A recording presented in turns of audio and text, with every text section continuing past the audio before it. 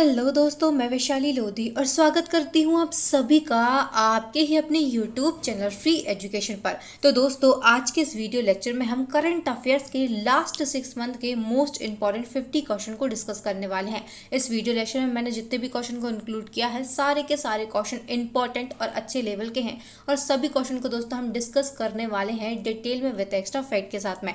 अगर आप किसी भी गवर्नमेंट एग्जाम की तैयारी कर रहे हैं तो ये जो वीडियो है आपके लिए बहुत ही ज़्यादा यूजफुल रहने वाली है और करंट अफेयर्स का ये आपके लिए एक बहुत ही क्विक एंड फास्ट रिवीजन होगा। तो चलिए दोस्तों, यहाँ पर पहला हमारा क्वेश्चन है, राष्ट्रमंडल खेल 2022 के उद्घाटन समारोह में भारत के ध्वजवाहक किसे बनाया गया। तो राष्ट्रमंडल खेल 2022 का आयोजन किया जा रहा है और इसमें भारत की ओर से ध्वजवाहक कौन बने, तो पीवी सिंधु और मनप्रीत सिंह जो है, इन दोनों को ही भारत की ओर से ध्वजवाहक बनाया गया। इस वर्ष कौन सा संस्करण है राष्ट्रमंडल खेल का, तो 28वां संस्करण है। इसका आयोजन कहाँ पर किया जा रहा है, तो बर्मिंघम में इसका आयोजन किया जा रहा है 28 जुलाई से लेकर 8 अगस्त 2022 तक। ये जो राष्ट्रमंडल खेल है, इनमें बैडमिंटन खिलाड़ी हैं पीवी सिंधु और भारतीय पुरुष हॉकी टीम के कप्तान हैं मनप्रीत सिंह। इन दोनों को ही भारत के ध्वजवाहक का प्रतिनिधित्व दिया गया था। नेक्स्ट हमारा क्वेश्चन है, जुलाई 2022 में भारत ने कितने रामसर स्थलों को नामित किया। तो अभी हाल ही में दोस्तों भारत की ओर से 5 रामसर स्थलों को नामित किया गया। इसी के साथ में हमारे देश में जो रामसर स्थल है, इनकी संख्या कितनी हो गई, तो 54 यानी कि 54 हो गई है। बात करते हैं ये रामसर स्थल कहाँ कहाँ के हैं, तो तमिलनाडु के 3 रामसर स्थल है, करिकिली पक्षी अभ्यारण्य, पल्लीकरनई मार्स रिजर्व फॉरेस्ट, इसी के साथ में पिचवरम मैंग्रोव, मिजोरम का पाला आर्द्रभूमि और मध्य प्रदेश का साक्य सागर जो है, इनको भी हाल ही में रामसर स्थलों की सूची के लिए नामित किया गया है। ये क्वेश्चन काफी ज्यादा यानी कि मोस्ट इंपॉर्टेंट है आपके एग्जाम पॉइंट ऑफ व्यू से। नेक्स्ट हमारा जो क्वेश्चन है वो इसी सीरीज का है और क्वेश्चन में कहा गया है कि 2 फरवरी 2022 को विश्व आर्द्रभूमि दिवस पर भारत के किन 2 वन्यजीव अभ्यारण्य को रामसर साइट में शामिल किया गया। तो 2 फरवरी 2022 को विश्व आर्द्रभूमि दिवस पर भारत के 2 अभ्यारण्य, खिजरिया वन्यजीव अभ्यारण्य और वकीरा वन्यजीव अभ्यारण्य, इन दोनों को ही विश्व आर्द्रभूमि दिवस पर रामसर साइट में शामिल किया गया था। और अभी दोस्तों हाल ही में 5 नए रामसर स्थल और घोषित किए गए हैं। ये जो रामसर स्थल है ये कहाँ कहाँ के हैं, तो खिजरिया वन्यजीव जो है ये गुजरात का है और वकीरा वन्यजीव अभ्यारण्य ये उत्तर प्रदेश का है। और इन दोनों को ही दोस्तों वर्ल्ड वेटलैंड डे के अवसर पर रामसर स्थल घोषित किया गया था और इस समय जो रामसर स्थल की संख्या थी ये 49 थी और अब इसमें 5 नए रामसर स्थल जुड़ गए और रामसर स्थल की जो संख्या है ये 54 यानी कि 54 हो गई है। नेक्स्ट हमारा क्वेश्चन है, भारत का पहला सर्व महिला सरकारी बैंक कहाँ स्थापित किया जाएगा। तो हमारे देश का पहला सर्व महिला सरकारी बैंक ये स्थापित किया जाएगा राजस्थान में। आंसर हमारा हो जाएगा राजस्थान। नेक्स्ट हमारा क्वेश्चन है, भारतीय खुफिया एजेंसी इंटेलिजेंस ब्यूरो के नए निदेशक कौन बने। तो भारतीय खुफिया एजेंसी है इंटेलिजेंस ब्यूरो और इसके नए निदेशक जो हैं ये बने हैं तपन कुमार डेका। इन्होंने किसका स्थान लिया है, तो तपन कुमार डेका ने अरविंद कुमार का स्थान लिया। अब यहाँ पर बात हुई है आईबी की, तो आईबी के बारे में हम आपको यहाँ डिटेल बता देते हैं।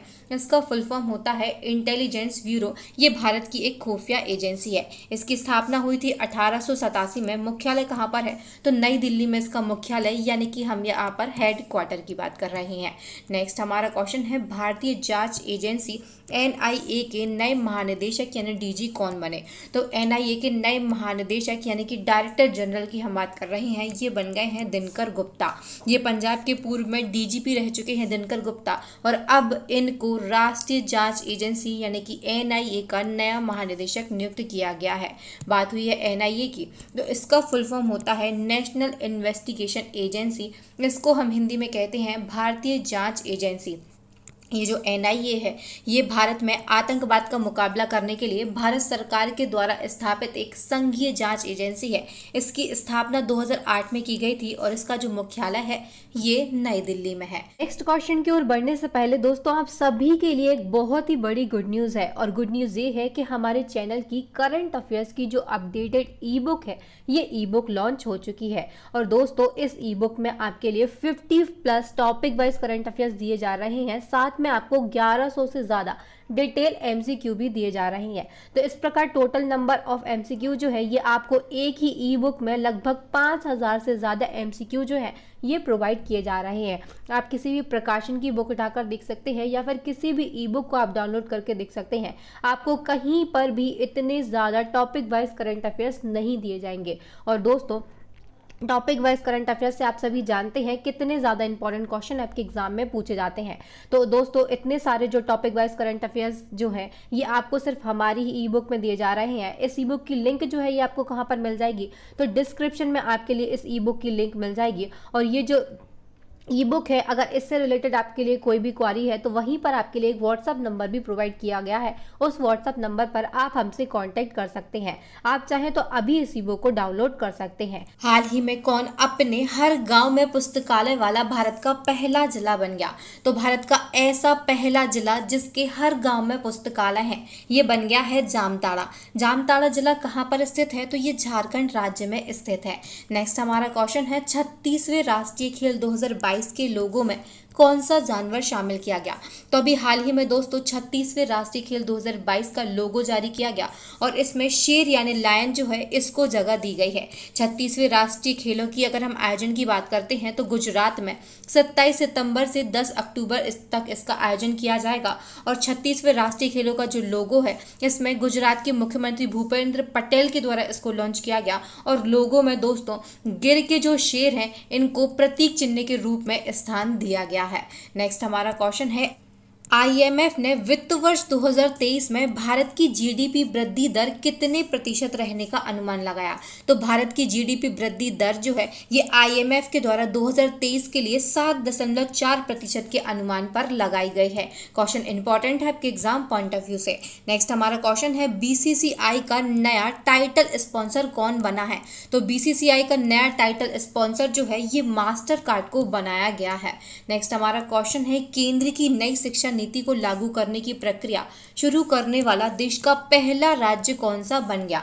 तो दोस्तों नई शिक्षा नीति को लागू करने वाला जो पहला राज्य है ये बन गया है उत्तराखंड। उत्तराखंड जो है इसने जुलाई 2022 में केंद्र की नई शिक्षा नीति को लागू करने की प्रक्रिया शुरू की और इसी के साथ में ये देश का ऐसा करने वाला पहला राज्य बन गया है। उत्तराखंड के मुख्यमंत्री कौन है? तो पुष्कर सिंह धामी है और इन्होंने पूर्व प्रशासनिक शिक्षा प्रणाली को मजबूत करने के लिए राज्य के आंगनवाड़ी केंद्रों पर बाल बाटिका का उद्घाटन इस प्रक्रिया की शुरुआत की है। नेक्स्ट हमारा क्वेश्चन है, फीफा वर्ल्ड कप का 22वां संस्करण कहाँ आयोजित किया जाएगा? तो फीफा वर्ल्ड कप का जो 22वां संस्करण है ये आयोजित किया जाएगा कतर में।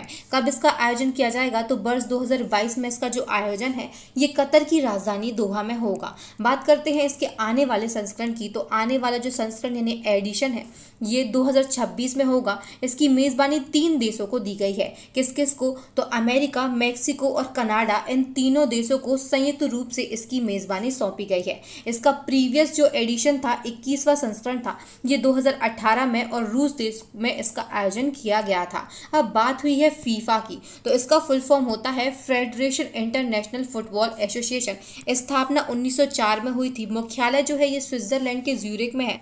नेक्स्ट हमारा क्वेश्चन है, आईसीसी महिला वनडे वर्ल्ड कप 2025 की मेजबानी कौन सा देश करेगा?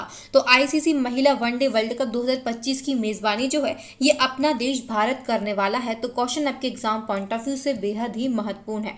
नेक्स्ट हमारा क्वेश्चन है, हाल ही में कौन सा भारतीय क्रिकेटर एक दिवसीय अंतरराष्ट्रीय में सबसे तेज 150 विकेट लेने वाला भारतीय बन गया है? तो ऐसा भारतीय जिसने अभी तक सबसे ज्यादा 150 विकेट लिए हैं एक दिवसीय अंतरराष्ट्रीय ओडीआई में, तो ये बन गए हैं मोहम्मद शामी। मोहम्मद शामी जो है इन्होंने 12 जुलाई 2022 को इंग्लैंड के खिलाफ पहले मैच के दौरान यह उपलब्धि जो है ये हासिल कर ली है। नेक्स्ट हमारा क्वेश्चन है, हाल ही में किस सरकार ने अर्न विद लर्न की शुरुआत की है? तो अर्न विद लर्न योजना जो है इसकी शुरुआत की है त्रिपुरा राज्य ने। त्रिपुरा की सरकार ने कोविड-19 यानी कोरोना वायरस के प्रकोप के बाद स्कूलों से बाहर हो चुके लोगों को वापस लाने के लिए अर्न विद लर्न नाम से एक नई योजना शुरू की। और ये जो योजना है अर्न विद लर्न योजना जो है ये त्रिपुरा शिक्षा विभाग की एक पहल है और इस पहल के तहत कॉलेज के सभी तीसरे वर्ष के छात्रों को सभी कक्षाओं में ड्रॉप आउट का पता लगाने के लिए सर्वेक्षण करने करने में शामिल किया जाएगा। नेक्स्ट हमारा क्वेश्चन है, भारत के नए मुख्य चुनाव आयुक्त कौन बने हैं? तो हमारे देश के नए मुख्य चुनाव आयुक्त यानी कि चीफ इलेक्शन कमिश्नर जो है ये बन गए हैं राजीव कुमार। इन्होंने किसका स्थान लिया है? तो इन्होंने सुशील चंद्रा का स्थान लिया है और अब ये 25वें नंबर के हमारे देश के नए मुख्य चुनाव आयुक्त बन चुके हैं। नेक्स्ट हमारा क्वेश्चन है, कौन सा जिला देश का पहला हर घर जल प्रमाणित जिला बन गया? तो हमारे देश का पहला हर घर जल प्रमाणित जिला जो है ये बन गया है बुरहानपुर। बुरहानपुर कहाँ पर है? तो ये मध्य प्रदेश में है और ये देश का पहला हर घर जल जिला बन गया है। बुरहानपुर के दोस्तों सभी 254 गांवों में लोगों को नल से पीने के लिए साफ जल मिल रहा है और इसी के साथ में जो बुरहानपुर है ये देश का हर घर जल जिला बन गया है। ये जो योजना है ये केंद्र सरकार की योजना है, इसको भी आप याद रखेंगे। नेक्स्ट हमारा क्वेश्चन है, भारतीय रेलवे का पहला सौर ऊर्जा संयंत्र कहाँ लॉन्च किया गया? तो भारतीय रेलवे का पहला सौर ऊर्जा संयंत्र जो है ये लॉन्च किया गया है बीना में। बीना कहाँ पर है? तो ये भी मध्य प्रदेश राज्य में है, इसको आप याद रखेंगे। नेक्स्ट हमारा क्वेश्चन है, हाल ही में इसरो ने ह्यूमन स्पेस फ्लाइट एक्सपो का उद्घाटन कहाँ किया? तो ह्यूमन स्पेस फ्लाइट एक्सपो का उद्घाटन इसरो के द्वारा किया गया है और कहाँ पर किया गया है? तो बेंगलुरु में इसका उद्घाटन किया गया है। क्वेश्चन काफी ज्यादा इंपॉर्टेंट है आपके एग्जाम पॉइंट ऑफ व्यू से। नेक्स्ट हमारा क्वेश्चन है, देश की सबसे बड़ी कुश्ती अकादमी कहाँ स्थापित की जा रही है? तो देश की सबसे बड़ी कुश्ती अकादमी जो है इसको स्थापित किया जा रहा है दिल्ली में। रेल मंत्रालय के द्वारा भारतीय रेलवे किशनगंज दिल्ली में अत्याधुनिक कुश्ती अकादमी जो है इसको स्थापित करने की मंजूरी दी गई और ये जो कुश्ती अकादमी है ये भारत की सबसे बड़ी कुश्ती अकादमी होगी और देश में कुश्ती के खेल को बढ़ावा देने के लिए, उन्नत प्रशिक्षण के लिए इसको सुविधाओं से लैस किया गया है। नेक्स्ट हमारा क्वेश्चन है, हाल ही में 66वीं राष्ट्रीय फिल्म पुरस्कारों में फिल्मों के लिए सर्वाधिक अनुकूल राज्य का पुरस्कार किसने जीता? तो हाल ही में दोस्तों 66वें राष्ट्रीय फिल्म पुरस्कारों की घोषणा की गई और इसमें सर्वाधिक अनुकूल राज्य का जो पुरस्कार है ये दिया गया है मध्य प्रदेश राज्य के लिए। नेक्स्ट हमारा क्वेश्चन है, भारत में बांग्लादेश के नए उच्चायुक्त कौन नियुक्त हुए? तो भारत में बांग्लादेश के नए उच्चायुक्त जो है ये बन गए हैं मोहम्मद मुस्तफिजुर रहमान। क्वेश्चन इंपॉर्टेंट है, इसको आप याद रखिएगा। नेक्स्ट हमारा क्वेश्चन है, हाल ही में श्रीलंका के 15वें प्रधानमंत्री के रूप में किसने शपथ ली है? तो श्रीलंका के और 15वें प्रधानमंत्री के रूप में अभी हाल ही में दिनेश गुणवर्धन जी ने शपथ ली है। नेक्स्ट क्वेश्चन है, कौन सा न्यायालय लाइव न्यायिक कार्यवाही को संचालित करने वाला पहला न्यायालय बन गया? तो लाइव न्यायिक कार्यवाही को संचालित करने वाला पहला न्यायालय ये बन गया है गुजरात उच्च न्यायालय। गुजरात उच्च न्यायालय जो है ये SCMS and ICT high court of Gujarat नामक यूट्यूब चैनल पर लाइव न्यायिक कार्यवाही को संचालित करता है और ऐसा करने वाला ये भारत का पहला न्यायालय बन चुका है। नेक्स्ट हमारा क्वेश्चन है, हाल ही में एशिया क्रिकेट कप का आयोजन कहां पर किया गया? तो एशिया क्रिकेट कप का आयोजन जो है ये UAE यानी कि संयुक्त अरब अमीरात में किया गया है। नेक्स्ट हमारा क्वेश्चन है, भारत की नई राष्ट्रपति कौन बनी? तो हमारे देश की नई राष्ट्रपति, क्वेश्चन काफी ज्यादा महत्वपूर्ण यानी कि इम्पोर्टेंट है, ये बन गई है द्रौपदी मुर्मू। द्रौपदी मुर्मू जो है ये NDA यानी कि राष्ट्रीय जनतांत्रिक गठबंधन की उम्मीदवार हैं। इनके विपक्ष में कौन खड़ा हुआ था? तो विपक्ष के नेता यशवंत सिन्हा थे और 18 जुलाई को मतदान हुआ, 21 जुलाई को मतगणना हुई और इसी के साथ में दोस्तों 25 जुलाई को जो द्रौपदी मुर्मू हैं इन्होंने राष्ट्रपति पद की शपथ ग्रहण की। पूर्व में राष्ट्रपति कौन थे? तो ये रामनाथ कोविंद थे। द्रौपदी मुर्मू ने किसका स्थान लिया है? तो रामनाथ कोविंद जी का स्थान लिया है। रामनाथ कोविंद 14वें राष्ट्रपति थे और इसी के साथ में द्रौपदी मुर्मू जो है ये हमारे देश की 15वें नंबर की राष्ट्रपति बन गई हैं। रामनाथ कोविंद का कार्यकाल क्या था? तो 25 जुलाई 2017 से 24 जुलाई 2022 तक इनका कार्यकाल रहा है। ये आपके एग्जाम में क्वेश्चन पूछा जा सकता है। और आपको इसी के साथ में एक और फैक्ट याद रखना है कि जो द्रौपदी मुर्मू है ये हमारे देश की प्रथम महिला आदिवासी राष्ट्रपति बनी है और इसी के साथ में हमारे देश की दूसरी महिला राष्ट्रपति भी बनी है। क्वेश्चन कहीं से भी किसी भी प्रकार से आपसे घुमाकर पूछा जा सकता है। सभी फैक्ट आपके एग्जाम पॉइंट ऑफ व्यू से बेहद ही महत्वपूर्ण है। नेक्स्ट हमारा क्वेश्चन है, हाल ही में एशिया अंडर 20 कुश्ती चैंपियनशिप का आयोजन कहाँ पर किया गया? तो एशिया अंडर 20 कुश्ती चैंपियनशिप का जो आयोजन है ये ओमान में किया गया। इस चैंपियनशिप में हमारे देश ने भारत ने कुल 22 पदक जीते हैं, जिनमें से 4 गोल्ड, 9 सिल्वर और 9 ब्रॉन्ज मेडल हैं। नेक्स्ट हमारा क्वेश्चन है, शिंजो आबे की हत्या 8 जुलाई 2022 को हो गई। उन्हें भारत का कौन सा नागरिक सम्मान मिल चुका है? तो शिंजो आबे जो है ये जापान की राष्ट्रपति थे और इनकी हत्या भी हाल ही में 8 जुलाई 2022 को हो गई और इनको भारत का एक सर्वोच्च नागरिक सम्मान मिल चुका है। पद्म विभूषण से इनको सम्मानित किया गया। कब किया गया? तो 2021 में इनको पद्म विभूषण दिया गया था और इनकी भी हाल फिलहाल में 8 जुलाई 2022 को हत्या कर दी गई है। इनको एक और पुरस्कार से सम्मानित किया गया, नेताजी पुरस्कार से। कब किया गया था? तो 2022 में किया गया था। नेक्स्ट हमारा क्वेश्चन है, हाल ही में प्रथम खेलो इंडिया फेंसिंग वुमेन लीग कहां पर आयोजित की जा रही है? तो खेलो इंडिया फेंसिंग वुमेन लीग जो है इसका आयोजन किया जा रहा है नई दिल्ली में। नेक्स्ट हमारा क्वेश्चन है, हाल ही में किसके द्वारा लिखित पुस्तक crunch time Narendra Modi national security crisis का विमोचन किया गया? तो ये जो पुस्तक है ये नरेंद्र मोदी पर है और इसका जो विमोचन है हाल ही में किया गया। किसके द्वारा ये पुस्तक लिखित है? तो डॉक्टर श्रीराम चौलिया के द्वारा इस पुस्तक को लिखा गया है। नेक्स्ट हमारा क्वेश्चन है, ओलंपिक में हिस्सा लेने वाली पहली ट्रांस एथलीट कौन बने? तो ओलंपिक में हिस्सा लेने वाली पहली ट्रांस एथलीट जो है ये बने हैं लॉरेन हर्वर्ड। ये न्यूजीलैंड के वेट लिफ्टर हैं लॉरेन हर्वर्ड। इन्होंने टोक्यो ओलंपिक में हिस्सा लिया और इसी के साथ में ये ओलंपिक में हिस्सा लेने वाले पहले ट्रांसजेंडर एथलीट बन गए हैं। नेक्स्ट हमारा क्वेश्चन है, ग्लोबल जेंडर गैप इंडेक्स 2022 में भारत विश्व में कौन से स्थान पर रहा? तो अभी हाल ही में ग्लोबल जेंडर गैप इंडेक्स 2022 की सूची जारी की गई और इसमें भारत का स्थान कौन सा रहा है? तो 135वां रहा है। ये जो सूची है ये विश्व आर्थिक मंच यानी WEF के द्वारा जारी की गई और इसमें 146 देशों की सूची में हमारे भारत देश को 135वां स्थान प्राप्त हुआ। इस सूची में टॉप 3 देशों की बात करते हैं तो आइसलैंड जो है ये प्रथम स्थान पर है, फिनलैंड दूसरे नंबर पर है और नॉर्वे देश जो है इसने तीसरा स्थान प्राप्त किया है। नेक्स्ट हमारा क्वेश्चन है, हाल ही में किसने startup founders hub platform launch किया? तो स्टार्टअप फाउंडर्स हब प्लेटफॉर्म जो है ये लॉन्च किया गया है माइक्रोसॉफ्ट के द्वारा। इंपॉर्टेंट फैक्ट को हम डिस्कस करते हैं तो माइक्रोसॉफ्ट कंपनी जो है इसके द्वारा भारत का सबसे बड़ा डेटा सेंटर क्षेत्र जो है ये हैदराबाद के तेलंगाना में स्थापित किया जाएगा। बात हुई है माइक्रोसॉफ्ट की तो इसकी स्थापना 4 अप्रैल 1975 को की गई थी। इसका मुख्यालय कहाँ पर है? तो अमेरिका के वॉशिंगटन में है। इसके अध्यक्ष कौन है? तो सत्य नडेला जो है ये माइक्रोसॉफ्ट के अध्यक्ष हैं। संस्थापक कौन थे? तो विल गेट्स और पॉल एलन जो है ये इसके संयुक्त रूप से संस्थापक थे। नेक्स्ट हमारा क्वेश्चन है, हाल ही में गुस्तावो पेट्रो ने किस देश के राष्ट्रपति का चुनाव जीता? तो गुस्तावो पेट्रो जो है ये कोलंबिया देश के राष्ट्रपति बन गए हैं। नेक्स्ट हमारा क्वेश्चन है, हाल ही में किसे भारतीय उद्योग परिसंघ यानी कि CII के अध्यक्ष के रूप में नियुक्त किया गया?